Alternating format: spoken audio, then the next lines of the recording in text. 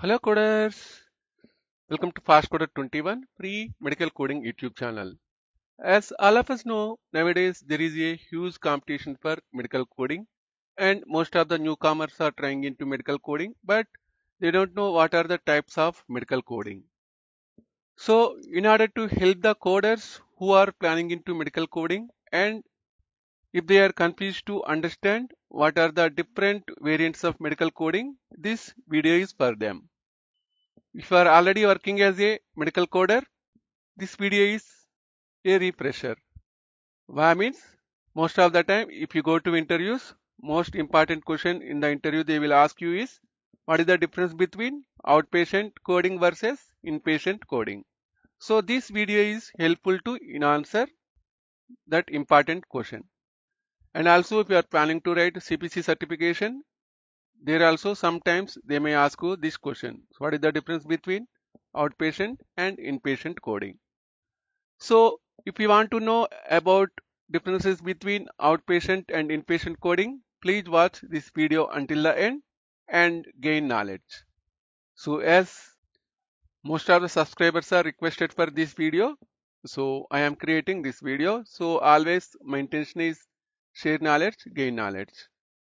If you are visiting for the first time, please click on subscribe button to receive future updates in medical coding. And also we will provide trainings related to same day surgery. So without any further delay, so we are learn differences between outpatient and inpatient coding now. So this is the tabular form. So here you are going to learn what is the difference between inpatient versus outpatient. Okay, so these are the factors. So factors means these are common in both outpatient coding and inpatient coding. Okay, for example, if you take diagnosis in outpatient coding, we will use ICD-10 for diagnosis and CPT or HCPCS codes for procedures coding. Okay, and in inpatient coding, we will use ICD-10 PCS, ICD-10 CM for diagnosis and ICD-10 PCS for procedures. Okay, so here you need to remember. So see guys, ICD-10 CM is common for any medical coding specialty, irrespective of the type. Okay, so most of the time we will use ICD-10 CM for medical necessity. Whatever the procedure physician performed, we will use ICD-10 CM for medical necessity. So ICD-10 CM we will use both in outpatient coding and inpatient coding. In outpatient coding, for procedural coding we will use CPT or HCPCS. In inpatient coding, for procedural coding we will use ICD-10 PCS. Okay. So next factor is coding. Okay. So this is very important if you don't know what is the difference between outpatient and inpatient. Okay. So in coding, for outpatient coding, we will not use suspected, probable or rule out conditions. Okay. So these are uncertain and suspected conditions. For example, in the documentation they mention probable gastroenteritis. So we can't code probable in the outpatient coding. Okay. So coding for in inpatient coding, coding for suspected, probable or rule out conditions is allowed. So for example, if you want to work as an inpatient coder, so that time you can code, for example, in the documentation content probable gastritis. In inpatient coding, you can code probable gastritis, but in outpatient coding, you can't code probable gastritis. So that is the difference, basic difference you need to understand. Okay. Next, medical and surgical procedures. So as we have discussed previously, in outpatient coding, we will use CPT as well as HCPCS level 2 codes. In inpatient coding, we will use ICD-10 PCS. So PCS means procedural coding system. Okay. So here CPT most of the people know. So CPT is current procedural terminology. Okay. Next, we need to understand the factor reimbursement. So what is the difference between outpatient coding reimbursement and inpatient coding reimbursement? Okay. So in outpatient coding, reimbursement is primarily based on physician fees, insurance contracted rates, ambulatory surgery center rates. Okay. In inpatient coding, this pre-reimbursement is depends on DRGs. So diagnosis related groups. So if you don't know about DRGs, please mention in the comment section. So I will create one video on diagnosis related groups. So wherever you see DRGs, you need to understand that positioning or documentation contains information about inpatient coding. So we will see DRGs only in inpatient coding. Okay. Next, reimbursement services. So outpatient services are covered as part of Medicare Part B, which covers medical expenses like doctor's visit, diagnostic test, preventive care, and other outpatient care. So as all of us know, we are having four types of Medicare parts. So Medicare Part A, Part B, Part C, and Part D. Okay. So outpatient coding comes under Medicare Part B. Inpatient coding comes under Medicare Part A. Okay. So this Part A, which covers hospital insurance, patients care in hospital, skilled nursing facility, nursing home care, hospice care, and home health care. Okay. So next, hospital stay. In outpatient coding, no need to stay in the hospital.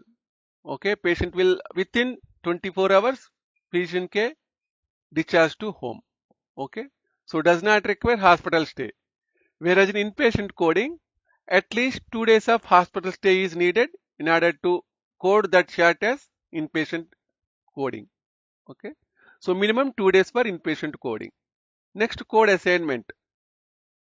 So generally based on the encounter or visit. So these are basically per day visits. Correct. So in inpatient coding, these are generally based on length of the stay or entire admission. Okay. So outpatient coding mandatorily 1 day service.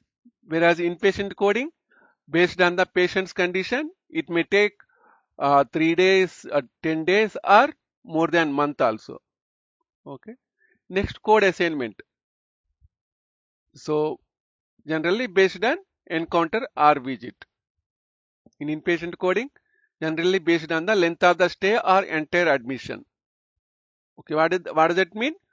So in while assigning the codes here in outpatient coding, we will code based on encounter or visit. Why means it is only 1 day visit, correct? So whereas in inpatient coding, we will code based on length of the stay or entire admission. Okay, so for example, patient has stayed for 15 days. So we'll code these 15 days conditions or procedures in a single visit. Okay, so that is the difference. Coding for uncertain diagnosis. So as we have discussed previously, in outpatient coding, we will not code any type of uncertain diagnosis. Okay, so here we can't code based on our judgment. Okay, so inpatient coding, uncertain diagnosis should be coded at the time of discharge for inpatient admission to short term. So long term acute care and psychiatric hospital. So inpatient coding, if you have any suspicion, you can query the physician. Okay. So in outpatient coding also we are having the query opportunity but very less. But inpatient coding you can query the physician if you are having any confusion or if you want to clear something. Okay. So billing is one next factor. So services are generally billed on the UB04 form. So CMS 1500 form for professional services occurring in outpatient department. So inpatient coding services are generally billed on the UB04 form. Okay. So already I have created one video related to CMS 1500 form. Please watch that video and try to understand where does we will find our ICD-10 CM as well as CPT codes. Okay. Next, system. So the outpatient prospective payment system is a payment method that provides reimbursement.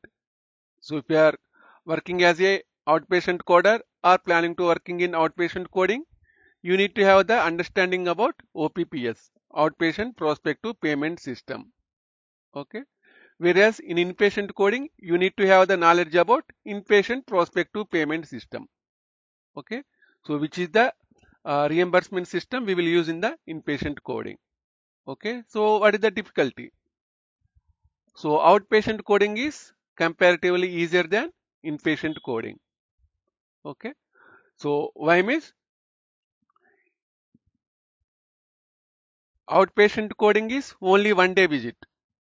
Okay. For example, if you take inpatient coding, this is very difficult as most of the time in inpatient coding, reimbursement is depend on DRGs and also CCs, MCCs. Okay. So if you want to have more videos on inpatient coding, please mention in the comment section so that I can make more videos related to inpatient coding. Okay. So as DRGs plays very important role in reimbursement. So and also here in inpatient coding, as we have discussed previously, sometimes you need to code for 3 days, sometimes like 10 days, sometimes you need to code based on 3 months or more than that also. Okay, so it is based on the encounter duration. So whereas outpatient coding it is already 1 day visit. Okay, so outpatient coding is 1 day visit, inpatient coding is multi-day visit. So because of that, inpatient coding is more difficult than outpatient coding. Okay, coders, I hope this session is very useful for you. So if you are having any doubt, please mention in the comment section. Okay. So once again, thanks for visiting FastCoder 21. Please like, comment, and subscribe. Share maximum. If anyone looking for following trainings, please contact me at 707-526-3939.